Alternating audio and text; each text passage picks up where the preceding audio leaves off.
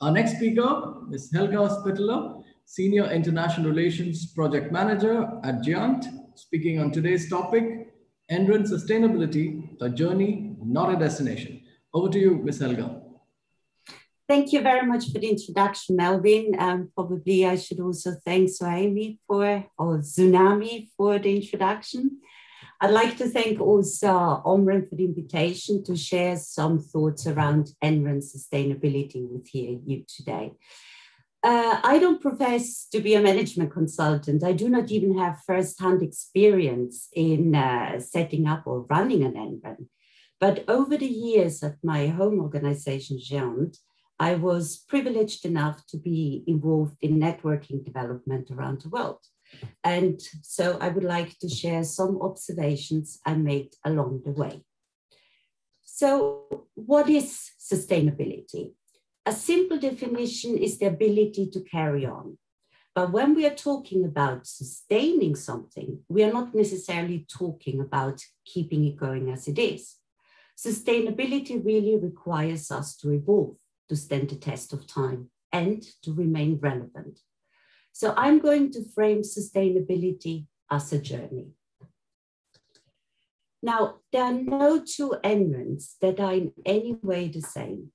NRENs differ in their specifics, in their maturity level, and NRENs are embedded in a national context and are therefore also influenced by the market, regulatory, and funding environment.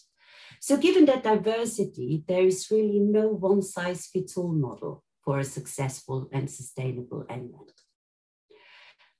But specifics apart, like any other organization, an NREN needs to put itself in a position to function and to deliver.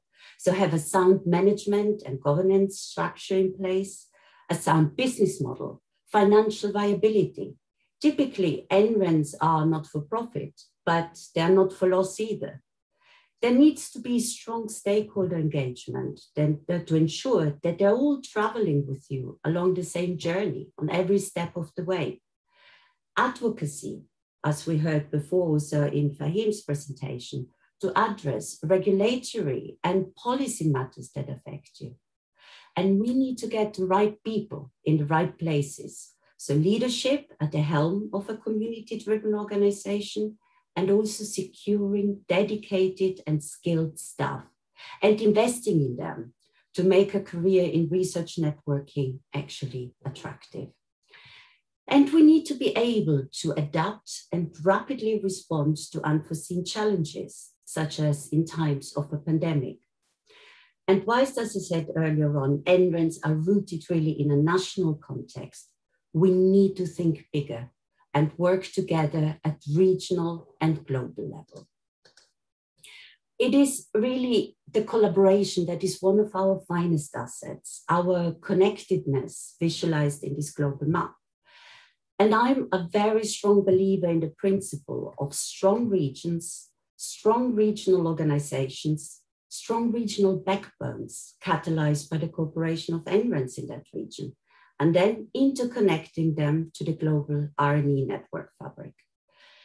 As far as the Arab world is concerned, at Geant, we see ASREN as this unifying regional voice. And specifically here in the Gulf region, while I'm obviously mindful of geopolitical constraints and challenges, I urge the NRENs to work with ASREN and to join forces, particularly when it comes down to optimized international capacity deployment.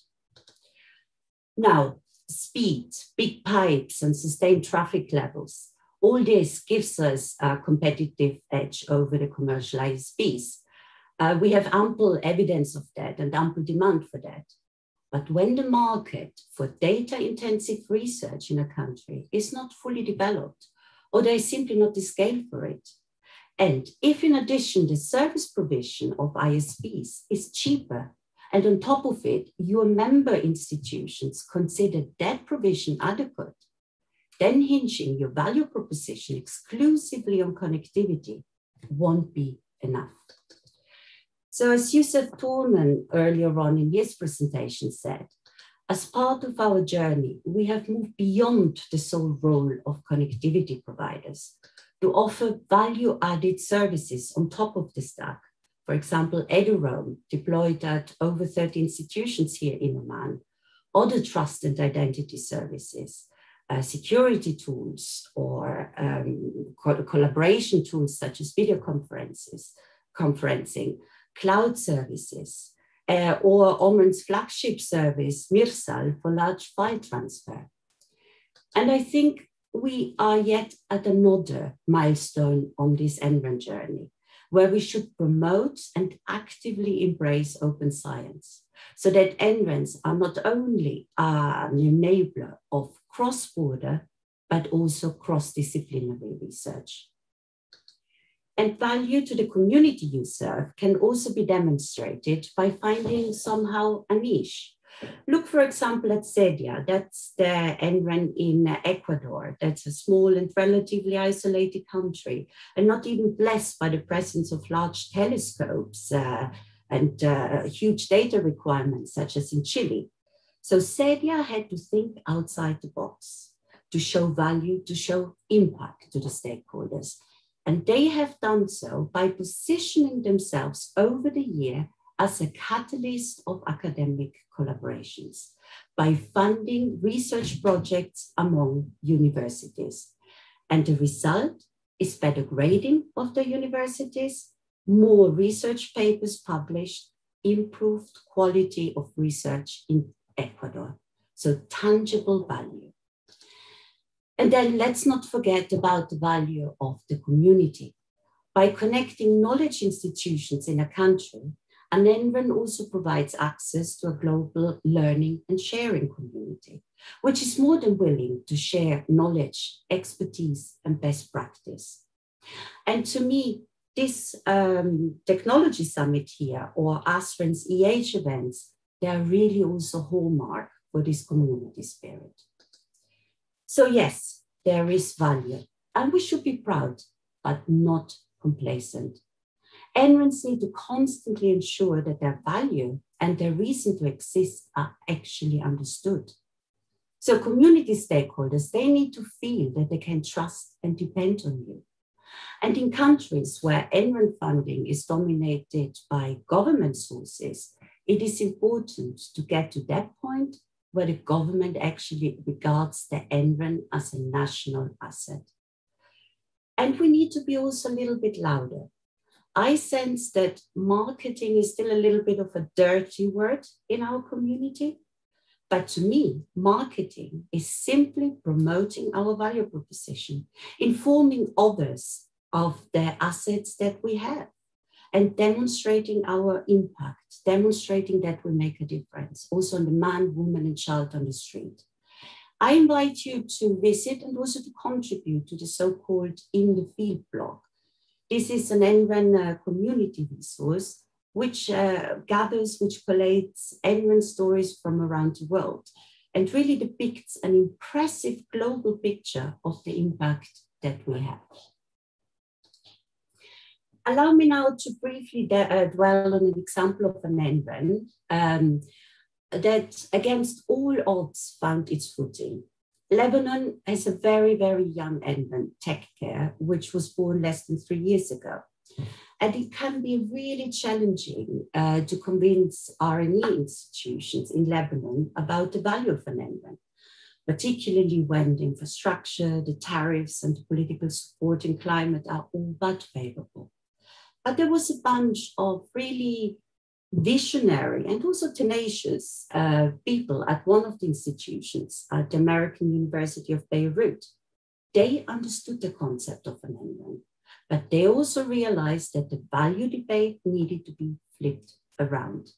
So they moved the NREN discussion away from how can we build a fast and cheap network, and they put a focus on providing shared services to build a community first, and then use this community as a leverage to build the bandwidth.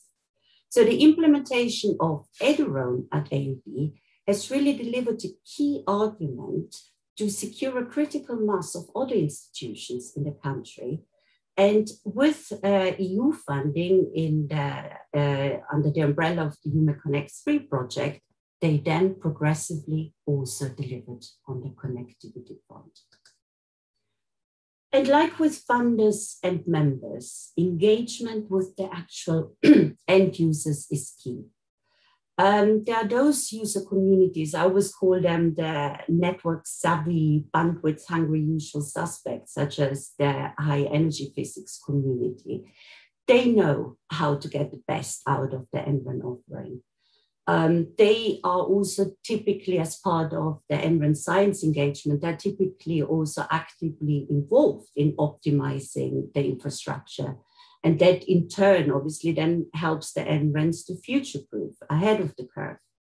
There is, however, also a growing need to cater for users that still struggle with using these resources. In terms of sustainability, a much greater focus is required on proactive assistance to those users who have challenges and demands of national and international cooperation, but simply don't know how to deal with them. They are also most likely technically not literate. So that requires handholding. And yes, this is resource and time intensive. So play to your strength, select, but engage. Allow me, however, to return to connectivity and make some observations in terms of sustainability. Capacity is really a given in most advanced economies today. For those NRENs not in this boat, though, their major challenge is to get themselves there. There's NRENs that are still constrained in terms of the capacities they can acquire. For them, sustainability is really about becoming as performant as the better off is. Look, for example, at Africa. Cable-wise, Africa is one of the best connected continents in the world. But in terms of internet penetration, they fare the worst. And that has to do with persistent high connectivity costs, unaffordable connectivity costs. And in our procurement activities in the Africa Connect 3 project, we constantly are faced, particularly also in Western Africa, with the challenge that it is typically less expensive to reach a country on a submarine cable system than to connect within the country itself. So there is still a digital divide due to unaffordable connectivity costs, and not just in Africa. And that is where NRENs and the regional counterparts have a role to play. As an independent and knowledgeable purchaser of service, NREN should have the credibility to lobby the government and regulators to encourage the development of more competitive markets. And then COVID. Yes, the pandemic put NRENs to a test of resilience, a test of relevance. We know lockdowns emptied universities, and in many cases, we saw that bandwidth utilization dropped significantly. So again, NRENs which relied on just a single product line, they were in trouble. Others were more prepared or adapted. And whilst the robust network infrastructure came into its own to support in the hunt for a vaccine, research in the hunt for a vaccine, the spotlight during the pandemic was on the E in the NREN acronym, the challenge to keep learning going. So the greatest demand has been for tools and services to allow remote learning, such as video conferencing. So some NRENs responded with their own offering, and others facilitated or ramped up access to commercial offerings, such as Zoom. And it is interesting to note that until COVID-19, public access to video conferencing was banned in most Gulf countries, including Oman. But with the need for online teaching, NRENs in the region became the catalyst for unrestricted access to the users being approved. But there was also a new challenge, a challenge to having to support students stuck at home, which had to rely on a mobile phone with big data costs. Again, some of the NRENs stepped up to the plate as trusted brokers for subsidized data packages or zero-rated access to the internet. So I would say COVID really has provided an opportunity for NRENs to position themselves as critical for the member institutions to keep learning going, to save their academic year, to actually cope with the pandemic. But it is also fair to say that in most cases, it was an emergency response, and that needs to be consolidated now. So even after the pandemic is brought under control, the technologies and the changes it has triggered, that those will live on in our future day-to-day life. Blended learning is here to stay. And our role is to promote the tools, to make it possible, and also to make them more user-friendly. So in terms of sustainable planning, this translates into moving from just in time to just in case. Now, the fact that there are over 110 NRENs out there, and some have been around for quite a while, is an indication that the NREN model is viable. We have a reason to exist. But keep evangelizing, keep lobbying, keep being louder and prouder, keep diversifying, keep taking your stakeholders with you on your journey, keep investing in your people, keep adapting, and most importantly, keep collaborating. And the meaning in the words, the meaning of Ubuntu in the name of the UbuntuNet Alliance, which is the regional networking organization in Southeast, is I am because you are. What better way to express the community spirit of our NREN world? So concluding, I wish you a safe journey, and I'd like to thank you for your attention. Thank you, Ms. Helga, for your presentation. In regards to Geant, what is your view on the enablement of the collaboration that we are talking about in today's theme? What are your other views or points you think we all can, grow in this collaboration? It's just embracing the community spirit, I would say, and this sharing. I mean, we in Geant, we have various special interest groups or community groups. So we have this community program, and everybody's welcome to tap into this, to come with issues, to outline them, and then everybody taps in, marks in with a solution or with discussions. So that is one. And then obviously capacity sharing when it comes down to connectivity, cost share models as far as Geant is concerned. And given that we are active also in other parts of the world, just fostering this community spirit and hammer across that the community is stronger and the whole is greater than the sum of its parts. Some of the challenges which were expressed today were because of the pandemic, education disruption, and so on and so forth. So how do you think our NRENs are able to fill in the gap? Well, they're already doing it. They're already, as I outlined, and I mean, all the NRENs have done it. They stepped up to the plate. They tried to ensure that the member institutions could cope with the pandemic. But as I said earlier on, I mean, the pandemic at the end of the day accelerated things. Sooner or later, we would have reached that level where most of it is actually done online or more increased. But as I said, it was an emergency response. We really, really need to ensure that this is now becoming the norm, and we need to have a framework in place where we are not just running around and try to fill the gaps, but really plan ahead and really, again, share resources, share tools, and share experience in how we coped with the pandemic. But certainly, it's a question of consolidating consolidating and not doing it, not reinventing the wheel, but listening to each other. So let's hope for the best, and we hope to meet you in person in Oman next year. Yeah, thank you very much. I would look forward to that. Thank you, Ms. Helga, for your time and presentation. Thank you very much. Thank you. Bye-bye.